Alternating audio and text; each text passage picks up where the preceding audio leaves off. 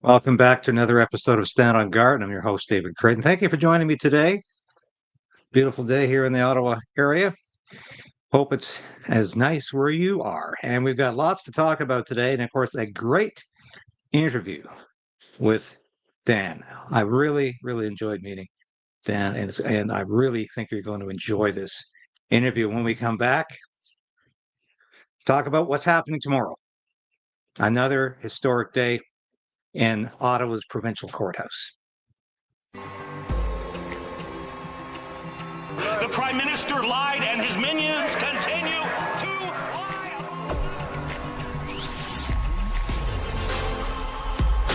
We need political change. But we also need to resolve to resist.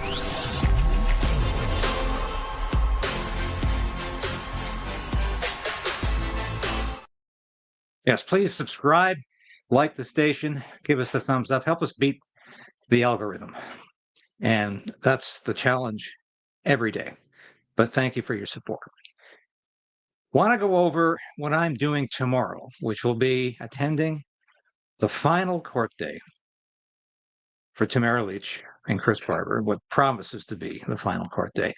But there's insanity going on here, folks. Absolute insanity. And I have to Chris Barber's lawyer has just informed us that the Crown is now officially seeking an 8-year prison sentence for Mr. Barber's peaceful involvement in the 2022 Convoy, Freedom Convoy. Now that's happening tomorrow. I will be there beginning at 10 a.m. We'll be posting on X, and we'll be doing a story. We'll be doing a full report. And I don't know what's going to happen, folks, any more than, I don't think Chris and Tamara realize, because they're talking 7 years for Tamara and 8 years. This is just not, beyond reason, really is. And Dean Allison, member of Parliament, agrees with me. This is insanity. This Liberal government treats actual real criminals better than this. Steal a car, no problem. Home invasions, no problem. Murder a grandmother, no problems. Exploit children, no problems. This country is run by useful idiots. And as Tamara says, we learned last evening that the Crown has submitted their materials to our legal team for our upcoming sentencing. They are seeking a 7-year prison sentencing. That's absolutely nuts. And it's about time that Pierre Poilievere stood up for Chris and Tamara, and better late than never. I'll say that. But so I understand he had some reservations about this. I don't agree with that, but that's what he said. Let's get this straight. Well, rampant violent offenders are released hours after the most recent charges, and anti-Semitic rioters vandalized and terrorized daycares and blocked traffic without consequences. The Crown wants 7 years for Tamara and 8 years for Chris. And they want to take away his truck. Absolutely nuts. That's what really burns me about this. Adding injury to injury. How is this for justice, Pierre Poilievere asks. Well, you know what? It ain't. This is not justice. And I'm hoping and praying that they both have, at the very least, a suspended sentence. Because I don't think these two did anything wrong. They saved lives by getting these mandates reversed and squelched. With their heroism and courage, they saved lives. I can guarantee you that. I'll be there tomorrow supporting these two, who I consider friends. I've been there from day one. The longest mischief trial in the history, at least in Canada, perhaps the world. And a little thank you for Chris George. He says, I want to express my thanks to industrious independent news sources such as Canadian journalist Sam Cooper, Andy Lee, Ryan Lilly, Catherine Swift, David Creighton, that's me, David Simmerich, and Ryan Gerritsen. and to Black Bloc's report and Juno. Yeah, see, when we work together, we can work wonders. And that's my message right now. Work together. We do not need to sow the seeds of discord amongst small c principled conservatives or libertarians. We need to work together for freedom. And I hope I'm doing that. Now, without further ado, I'm going to get right into this interview with Dan. Enjoy. This was a fantastic experience coming up here with Dan Dix for Press for Truth. And we were just talking offline, and Dan tells me you started Press for Truth in 2006. So what, 19 years you've been pressing for truth? Correct. Yeah, it's the 19 years goes by quick when you're having fun. Yes, it sure does. I remember what I was doing. And I was going to show this later, but we got footage of the first Bilderberg meeting you did some video of, and it's quite fascinating. But wondering what your thoughts are about there was a lot of rumors out there in the last month about where Mark Carney actually was on his vacation. I found it fascinating that he didn't come back from his vacation, despite all the material that's going on around him, including his conflicts of interest, which he really hasn't addressed at all. The ethics commissioners have basically given him carte blanche to self-regulate and let his chief of staff look after it. But of course, we've got this looming potential 35% tariff from Donald Trump, and not a word, except we'll get to that emergency meeting, which is not until next Monday, this coming Monday, in Halliburton.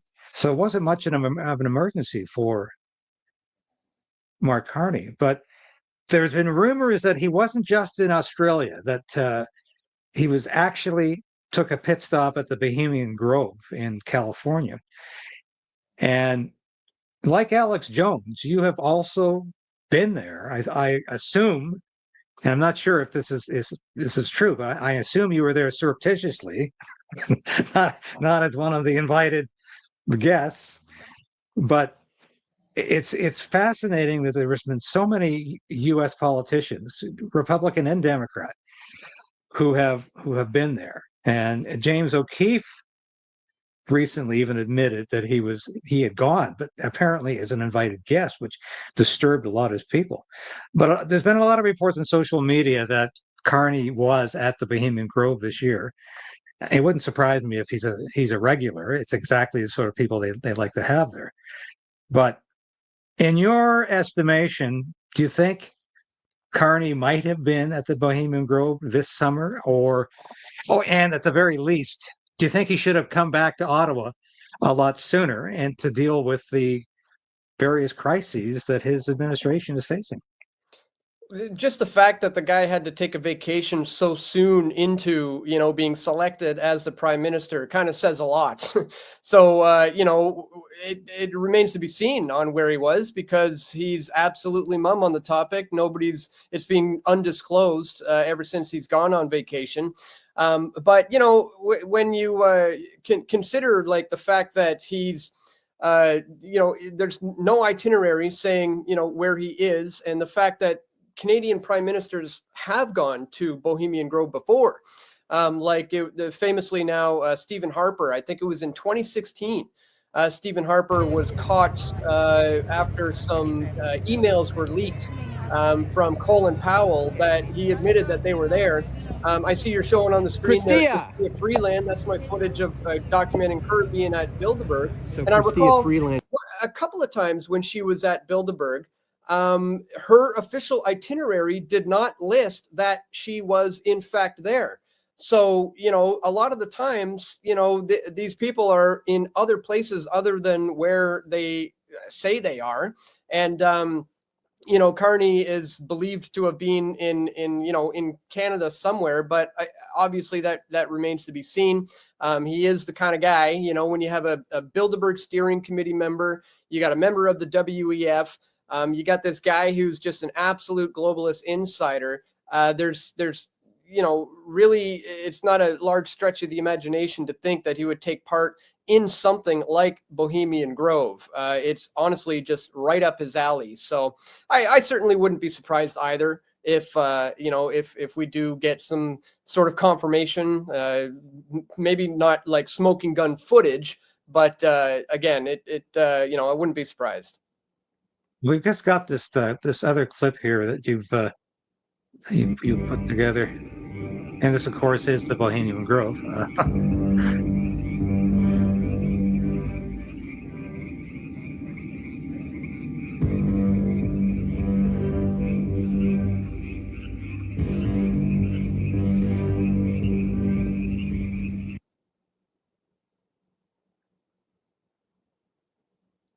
Yeah, nothing nefarious going on there. Billionaires don't take time out of their busy schedules to go to hang out in the woods for nothing. The occult is very real. The occult is very serious. And when you have some of the world's most powerful and influential people engaging in mock human sacrifices, that demands our attention.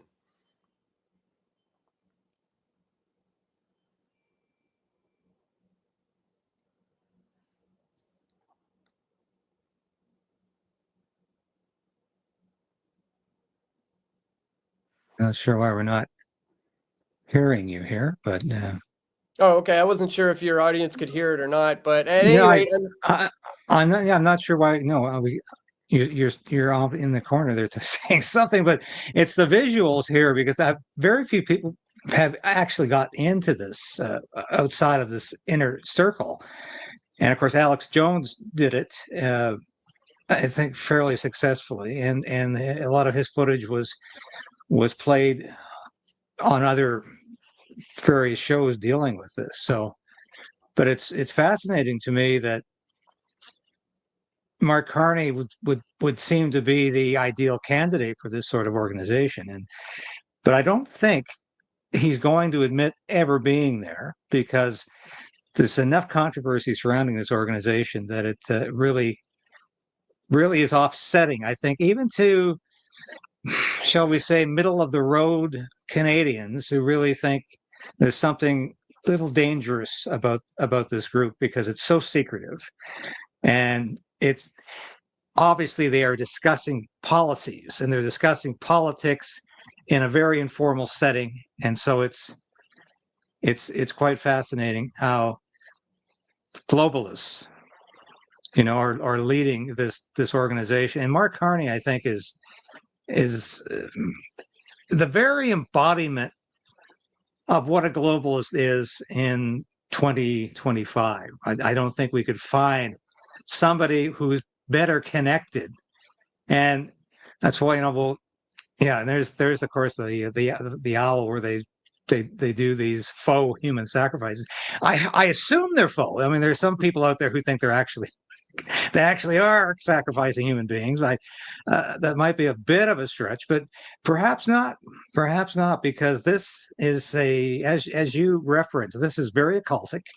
Everything about this, so the symbolism, the language, the vocabulary, it's all very occultic, and it's worrisome when you have democratic leaders at events like this, especially democratic leaders that I have to some extent admired. And I knew Stephen Harper very well when he was opposition leader and prime minister. I worked closely with a lot of his advisors over the years.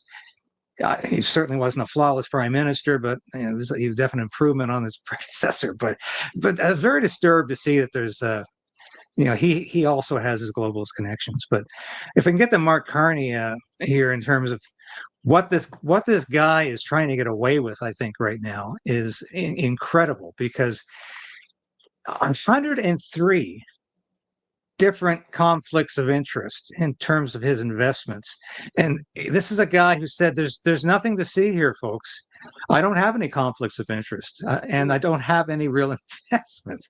I don't know anybody who believes that, because all you had to do was to scratch the surface and you realize how connected Mark Carney is to not just the globalist agenda, but to the green energy corporations, to Brookfield Asset Management has its tentacles everywhere. And I just learned today that one of its subsidiaries is Train, the corporation that produces air conditioners, and incidentally, heat pumps, which of course the Canadian government's subsidizing for people. But let's listen to Carney for a minute here. Now, the trade actions of the United States are further transforming global steel market dynamics and supply chains. Let's be clear. Canada will be one of the countries most impacted by these developments. You know, a steel company, how much steel are you using these days, Todd? I mean, it's because we are highly exposed to this fundamental restructuring that's happening in the global steel industry. And we will also implement additional tariffs on steel imports from all non-U.S. countries containing steel melted and poured in China. Our existing arrangements with our CUSMA partners will remain the same, including no changes to our current trade measures with the United States. Yeah, I always have to laugh at these shots. They've got the people lined up like they're about to be shot by a firing squad. I think it's one of the most ineffective PR moves ever. When you line people up, they look so uncomfortable that they don't really want to be there, standing behind a politician. But he does it anyway. But if you caught that clip there, that was during the Liberal leadership campaign where Carney had the, shall we say, the gall suggest that nobody uses steel anymore, and he says, "Oh, look around you. Do you see anybody using steel?" And I thought, yeah, I've looked at my fridge and my stove. I saw steel. My car, yeah, steel is very. And now Carney seems to have some epiphany now that Canada does use steel, but what happened to his elbows up against the U.S.? I think it was all a large facade. And this is, I think, proving what a lot of us said during the election campaign is that he had no intention of ever really getting tough with Donald Trump or the U.S. He just wanted to use Donald Trump as a means of getting elected because he demonized Trump. He demonized the U.S. as this enemy now that is even greater than anything else we face in the world. As soon as he wins election with the endorsement of Donald Trump, incidentally, as you know, 3 times Donald Trump endorsed him. It's all this peace and sweetness and light between the two of them. So what do you think Mark Carney's actually up to here? Because we know he's got strong connections to China.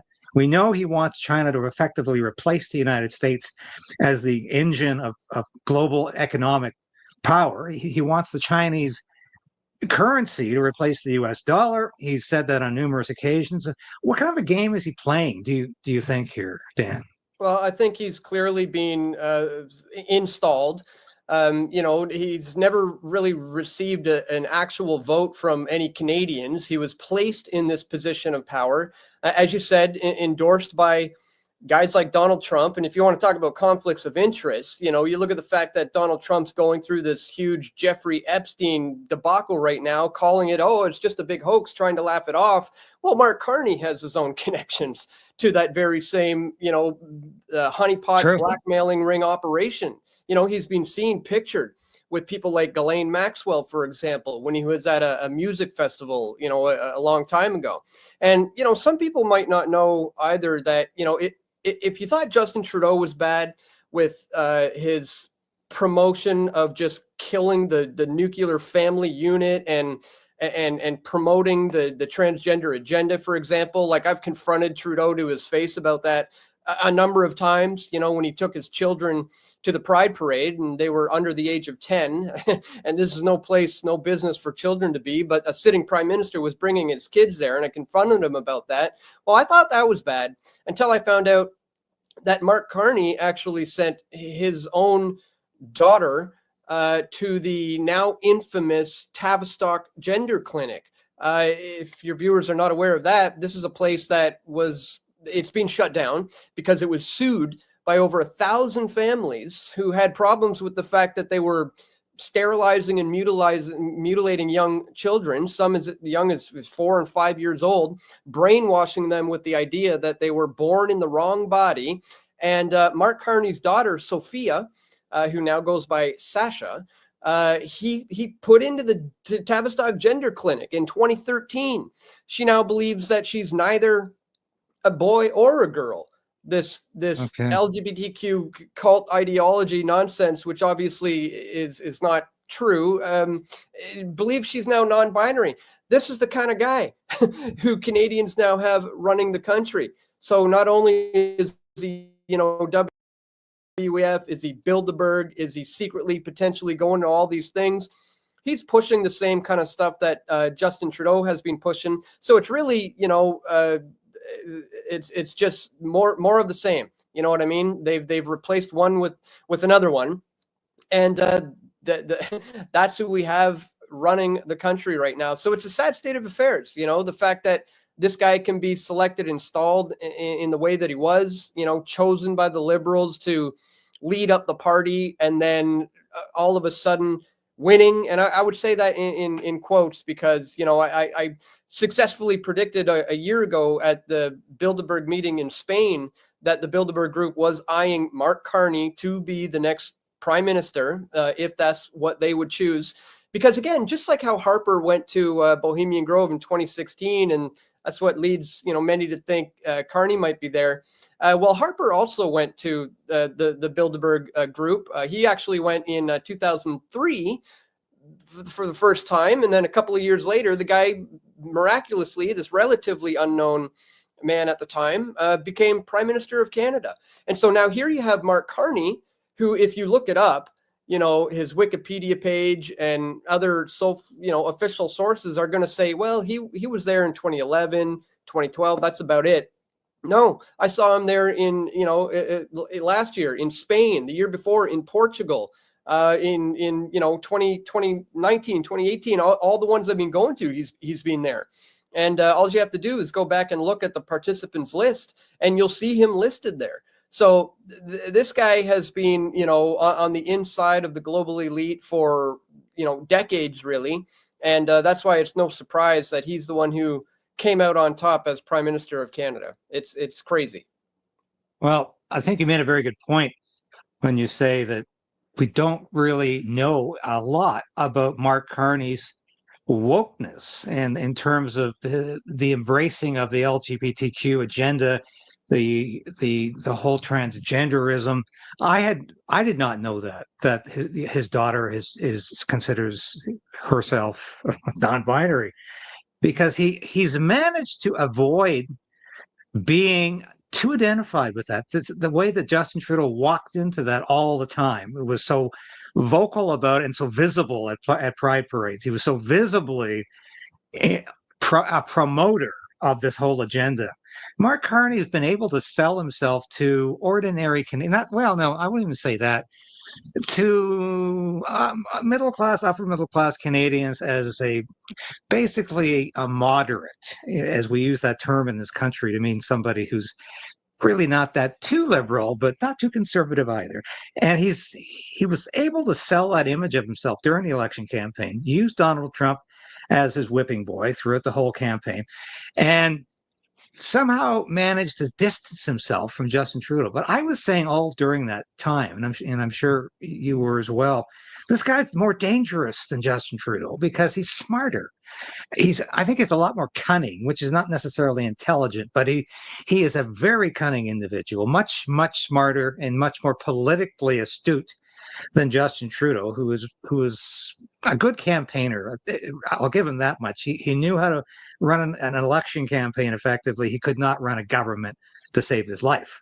And that was 9.5 years later, the country was ruined after his tenure. But Bilderberg, and I just want to show this clip from the House of Commons, and this is a Champagne being questioned, our finance minister being questioned about whether he's going to Bilderberg, and he refuses to answer. Is the Minister of Finance going to be using taxpayer dollars to travel out of the country this week?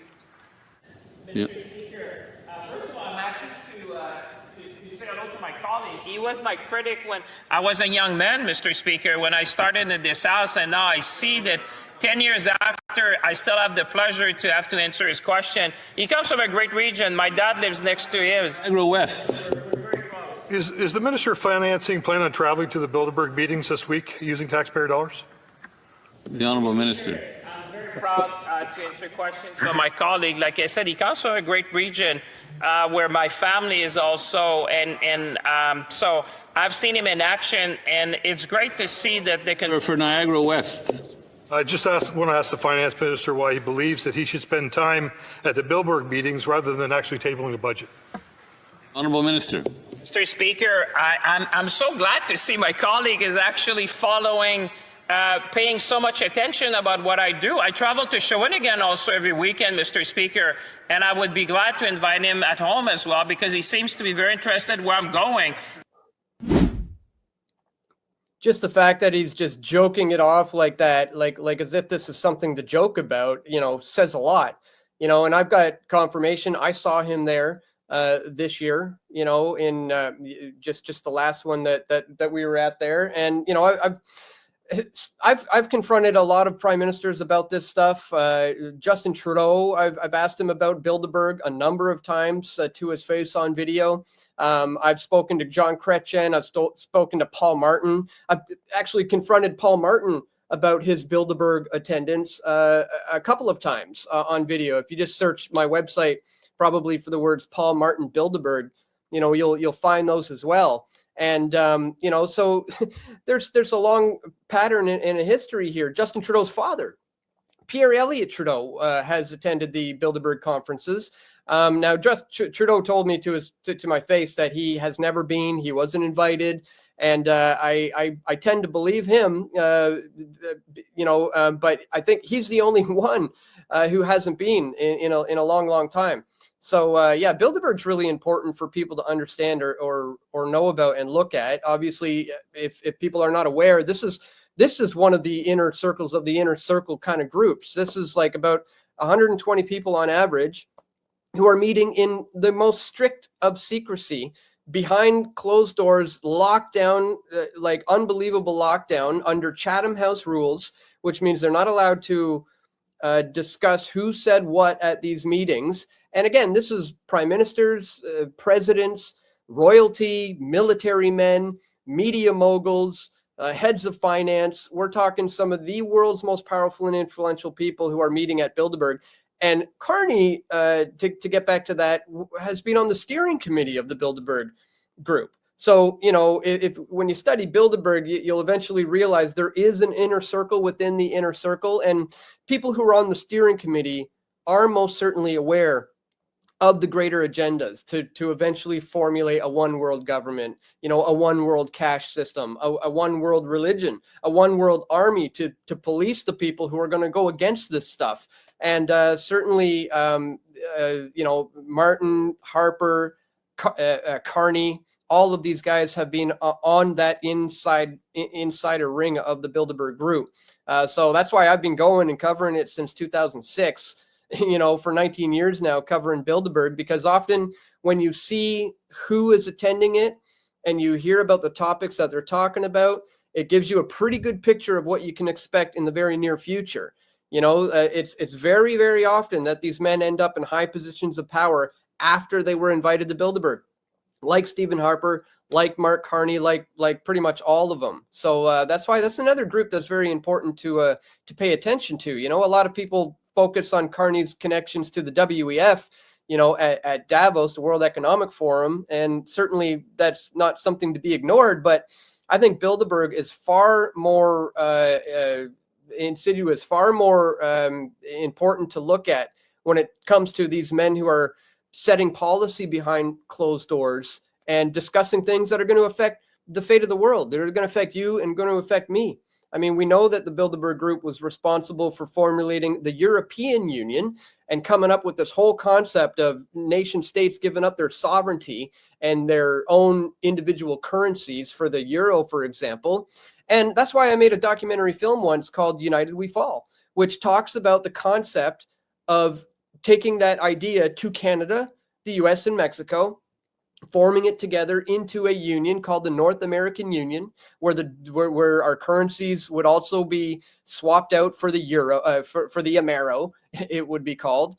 And this is something that's also been in the works for years, and it's still potentially going to be in the works. And I think Carney, being this former governor of the Bank of Canada, former governor of the Bank of England, had a lot of, like you said, those mainstream Canadians kind of thinking that this is the guy we need to deal with Trump and his trade wars, not realizing this is the type of guy who's secretly going to Bilderberg, secretly going to WEF, doing things like transitioning his, young daughter and brainwashing her into thinking she's neither a girl or a boy. This is obviously not the guy we want running this country. So, yeah, absolutely wild stuff. But Well, Bilderberg people needs to pay attention to. You mentioned Pierre Trudeau being affiliated as well with Bilderberg, and of course he was also, and I'm sure you know, a founding member of the Club of Rome, another shadowy group that is also pushing for globalism, pushing for one world government, pushing for this kind of control. So, but I think what really worries me when I see the people who go there, and I have to laugh, I think one of the last conferences Henry Kissinger ever attended was Bilderberg, and I almost literally wheeled him in for his last meeting. And he was in his late 90s at the time, but he never missed Bilderberg. He was there every year. But what worries me the most, Dan, is that it's the Uniparty effect of all of this, because it's Democrats and Republicans. We know Bill Clinton went for years. We know Al Gore used to go to, well, I'm talking Bohemian Grove here, but we know that there's sort of a uniparty effect at these meetings. And there's a general agreement amongst these politicians that there needs to be more centralized control, even though the rhetoric they might use is slightly different when they're talking to their constituencies as politicians. When they're at these meetings, it's like they're different people. Do you know if Pierre Poilievere has any affiliation with these globalist entities? I don't think he does, and that's why I've been saying all along he is not going to become the Prime Minister of Canada. I've been trying to tell people, like, this is just not the guy, because honestly, I don't see those affiliations and those connections, and I believe at this stage of the game, you don't become Prime Minister of Canada, you don't become the President of the United States, for example, unless you have been selected by the powers that ought not be, as I like to call them. And whether or not someone like Donald Trump knows the extent to which he is being selected and used as a puppet, well, that can be debated. But at this stage in the game, you're just not getting in unless you have proven to them, your willingness to do their bidding. And I think that's very, very clear, and why you don't see guys like Maxime Bernier, for example. I've spoke to many times. I like a lot of the things he has to say, but he's never going to have a chance. Pierre's never going to have a chance, because these guys haven't been completely had their puppet strings attached yet, anyways, I should say. But at this stage in the game, I don't think any of these guys would ever have a chance of getting in, because they haven't, had those deep connections like people like Paul Martin, Mark Carney, Justin Trudeau, Stephen Harper, even. So, yeah, so I've been saying ever since Poilievere came onto the scene that, according to from what I can find in my research, this guy is not the guy. Even you look at the transgender issue where Trudeau's pushing it, Carney's pushing it. I went up to Poilievere, it's on video. I asked him to define what a woman is, and he was actually eventually able to give me a solid answer. He just said, not a man. Not really the answer I was looking for, which is an adult female human being. But at least that gave me an inkling into the fact that, this guy is not the chosen one who's going to become Prime Minister of Canada. Because, as I said, at this stage in the game of the control level that we're dealing with here, you don't become Prime Minister of Canada, you don't become President in the United States unless you are selected by these inner circle groups like Bilderberg and like the guys who meet at places like Bohemian Grove. The correct globalist response to that question would have been, I'm sorry, I can't define what a woman. I can't define what a woman is. Good answer. And that's I think we heard one of Joe Biden's last nominee for the Supreme Court was asked that question during her Senate Senate hearing. She was asked, "How would you define a woman?" She says, "I'm sorry, I can't do that." And that was, of course, the correct Democratic response. But this is a chilling little segment I think you put together here with Peter Thiel. Mr. Thiel, do you have any comments about Palantir's surveillance of the American people, sir? Or any of your connections to Jeffrey Epstein? I think people are rather concerned about that last particular one. You're setting up a Big Brother surveillance system, and people know it, sir. Do you think the American people want this surveillance tech being used against them? It's just me, Peter Thiel, and his 2 bodyguards. Any comments at all on the Epstein connections? You were meeting with them.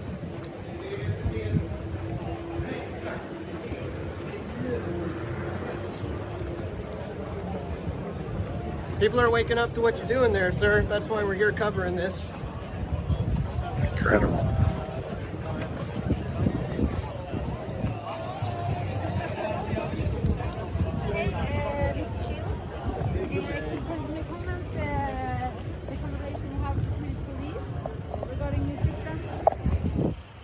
Wow, Peter Thiel was booking it. That man picked up the pace. The second the word Epstein came out, it seemed he started getting a little faster. But stone cold Peter Thiel.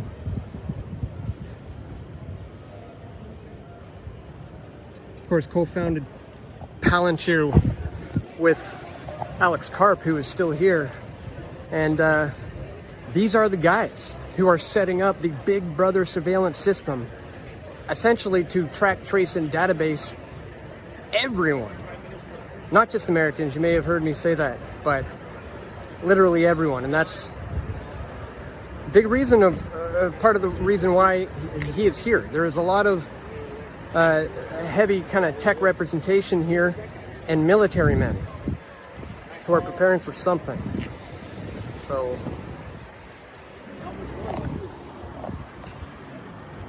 Peter Thiel in the house.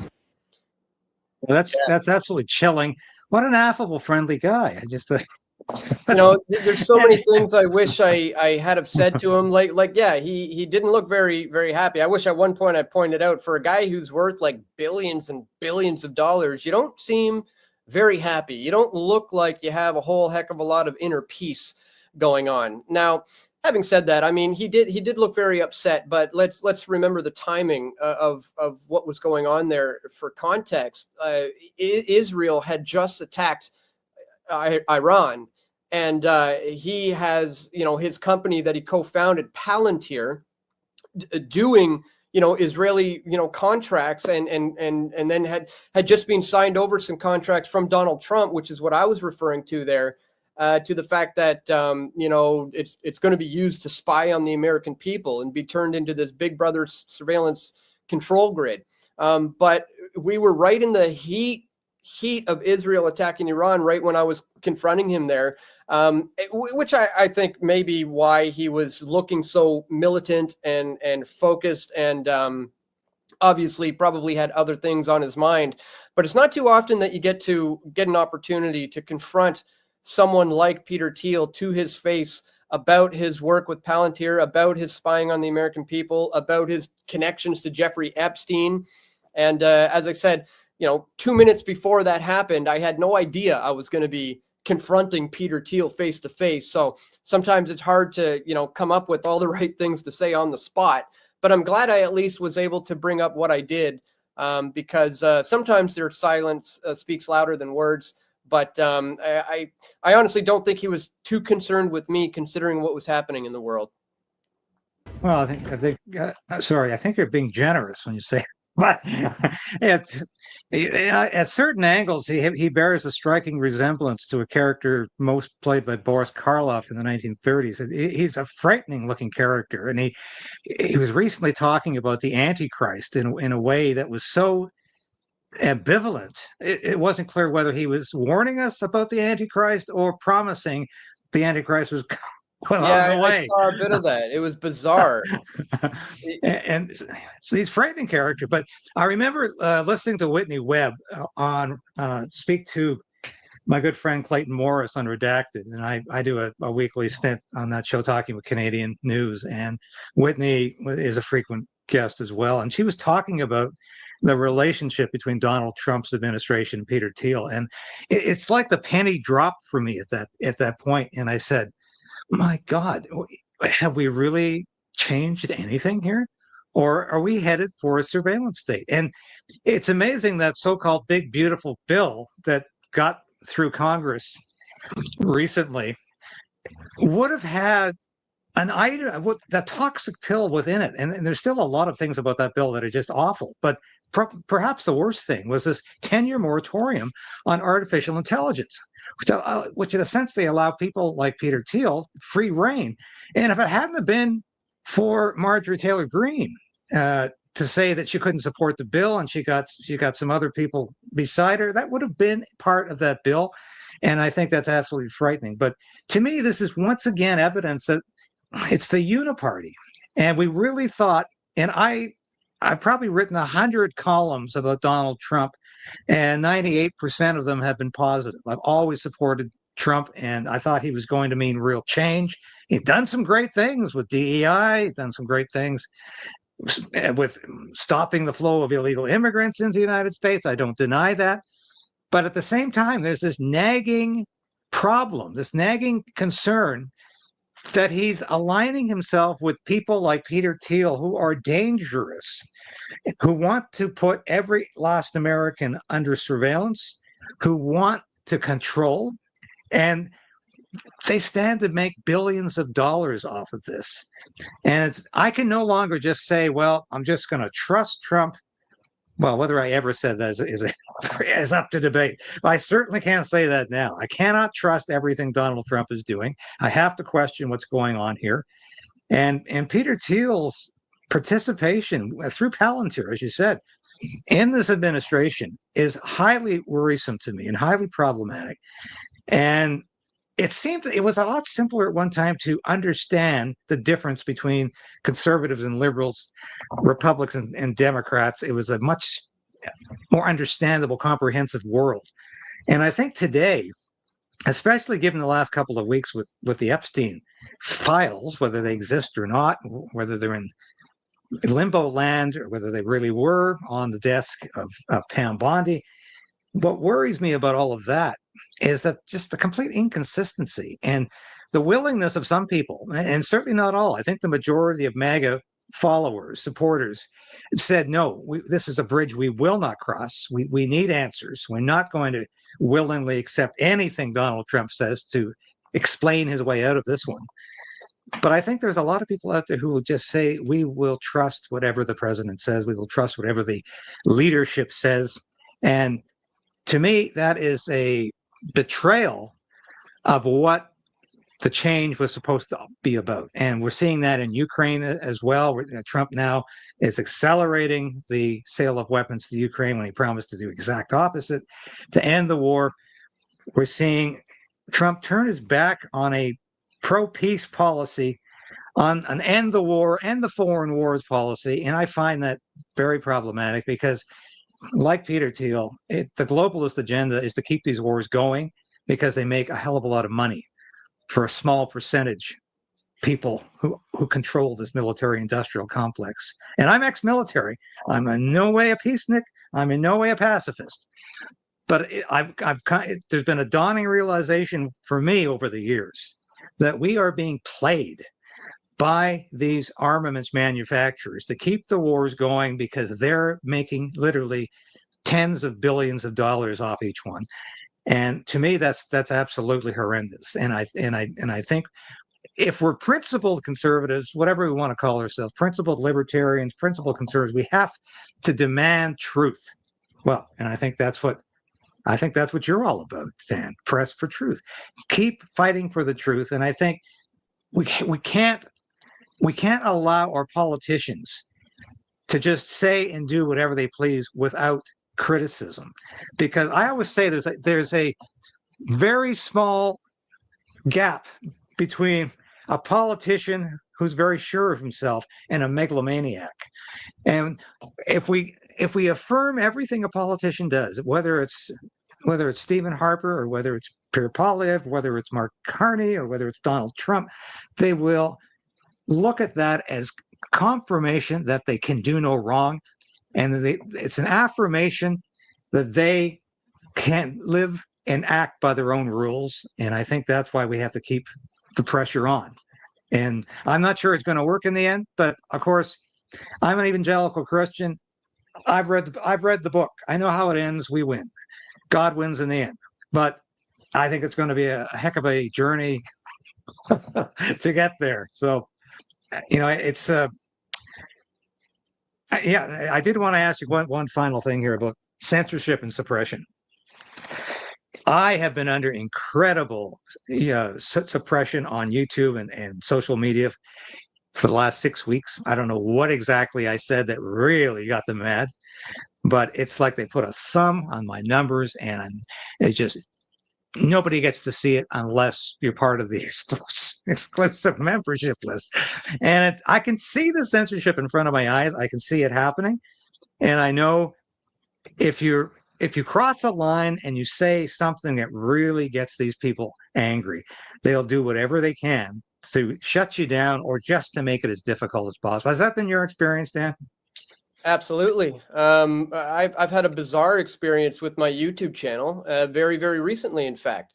My channel was growing pretty fast. I got in 2020, I had 275,000 subscribers, and then all of a sudden they terminated my channel without warning. I had no copyright strikes, no community guideline strikes, just out of the blue.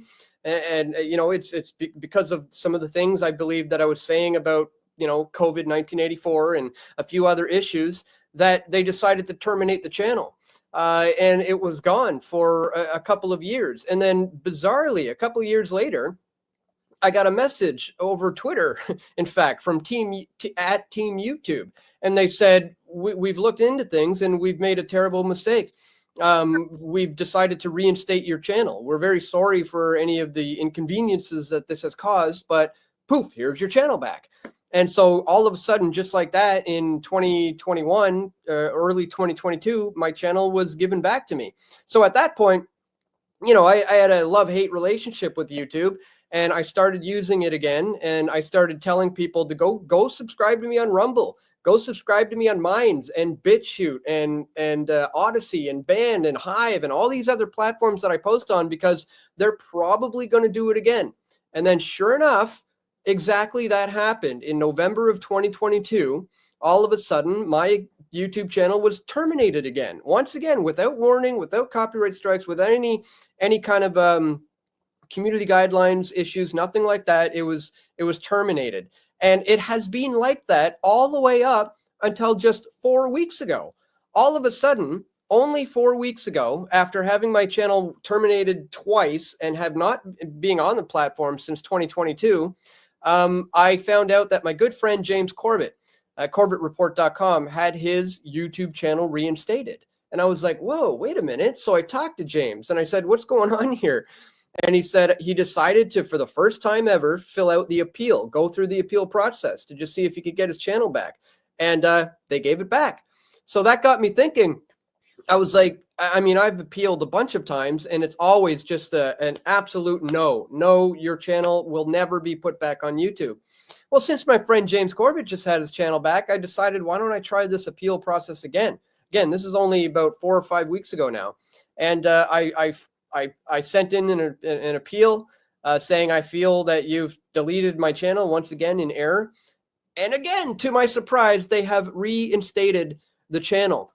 Now, I'm still at, 275. It's only recently with a couple of semi-viral videos that the subscriber count has just started to go up, but it's essentially been locked in at 275 and in effect bleeding subscribers since.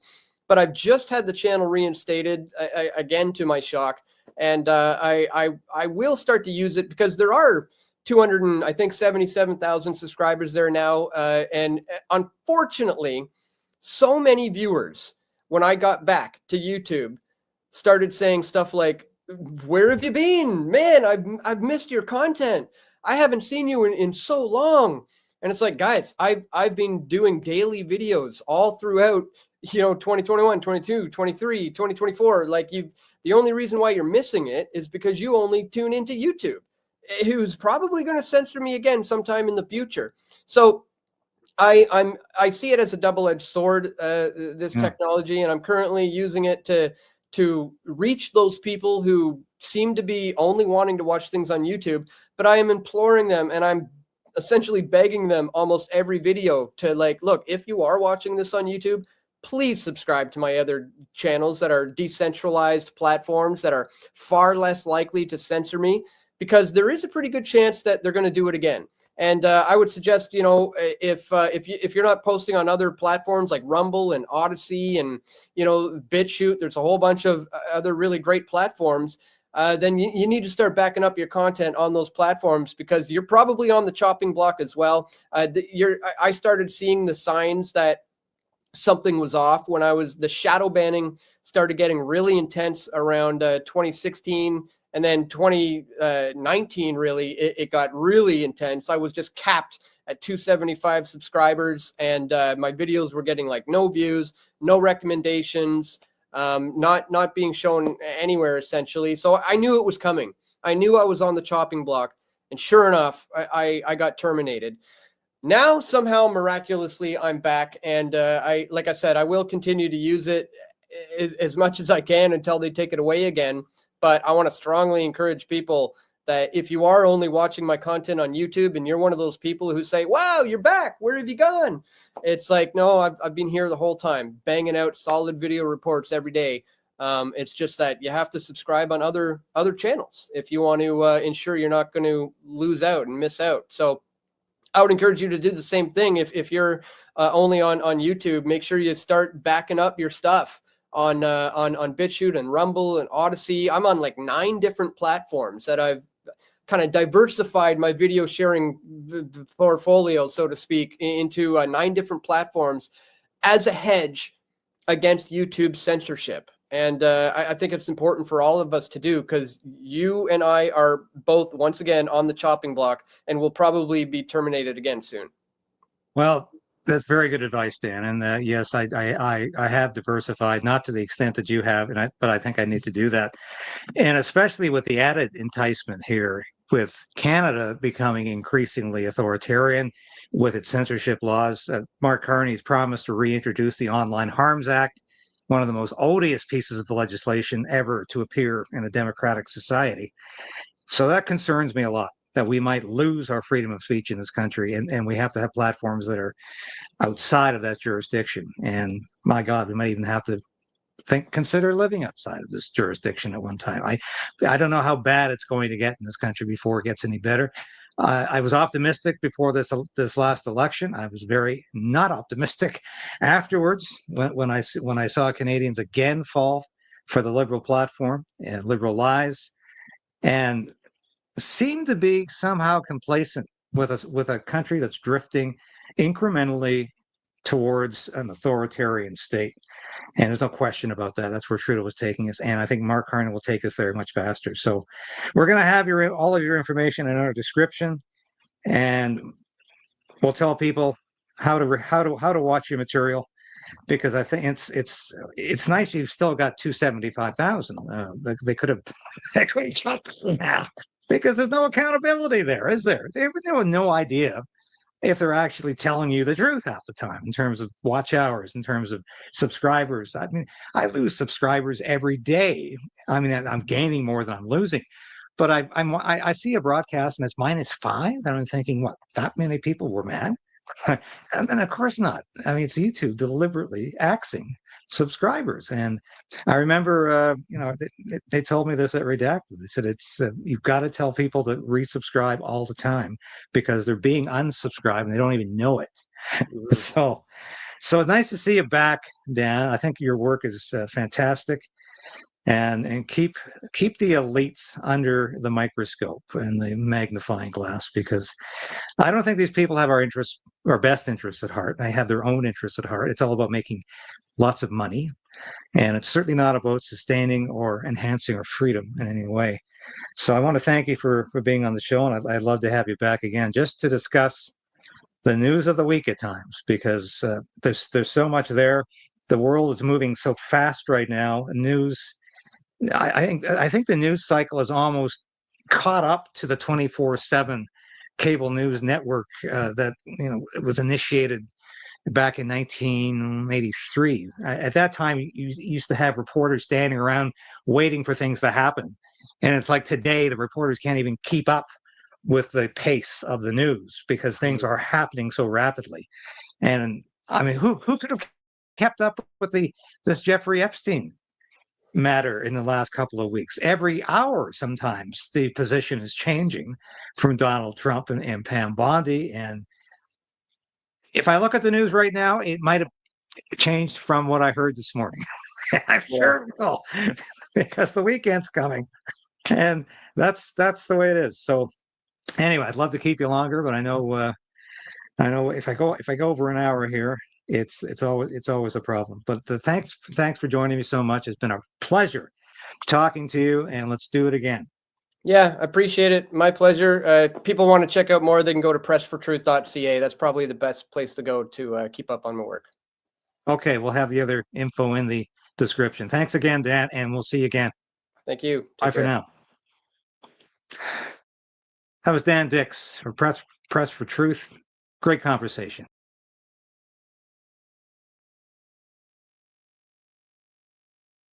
Yes, and thanks for joining me today on Stand on Guard. It's been a pleasure. I hope you enjoyed that interview with Dan. And tomorrow, Freedom Convoy sentencing. This is going to be quite a day. Thanks for watching. We'll be back again. Stand on guard.